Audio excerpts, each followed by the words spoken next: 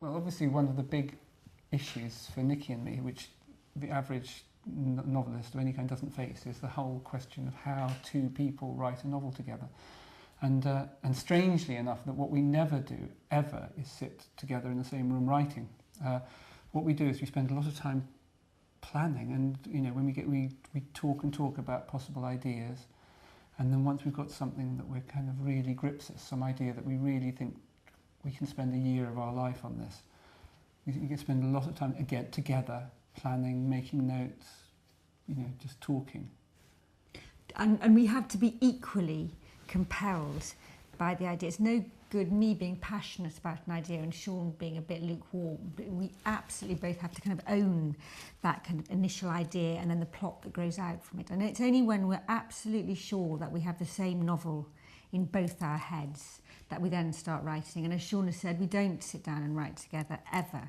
Sean writes in his shed in the garden and I write from the study at the top of the house, and we send writing back and forth between us. So say Sean writes a chapter in his shed, and then he'll email it to me up in my study, and I then am allowed to kind of change it, add to it, erase it even, and then I will write the next chapter, say, or chunk, and I'll email it from my study to Sean's shed, and he'll do the same to me. And so in that way, we work backwards and forwards.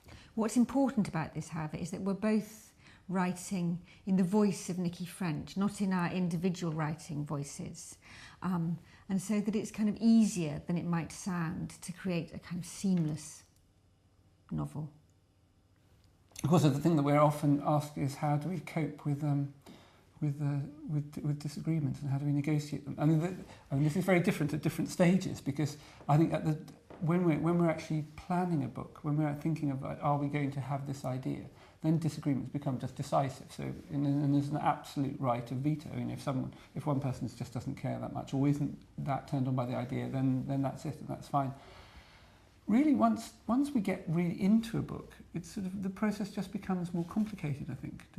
Complicated. We still disagree, but I mean, actually what we don't usually disagree about is the kind of overall direction of the novel. And actually novels are very organic, so you kind of find out, in a way there's something rather exciting, because you're finding out what you're writing or why you're writing it somehow as you're writing it, and you have to allow that process to take place.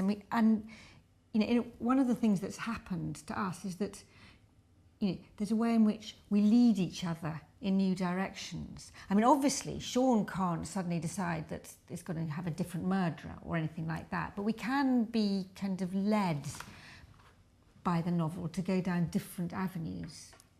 I think we have two rules. Two rules? We don't have very many rules, but we have two rules. One is that we never sit down together to look at what the other one's written and criticise it. So it's very important to us that there's a kind of, because it's so exposing, showing your words to somebody and then having them change it, so that, if I get a chapter from Sean and want to rewrite it, I'll just rewrite it. I won't tell him that it can be quite surprising when you get your chapter back and see how it's been changed, but we won't it's not a kind of being like a teacher with a red pen. It's done kind of silently and invisibly.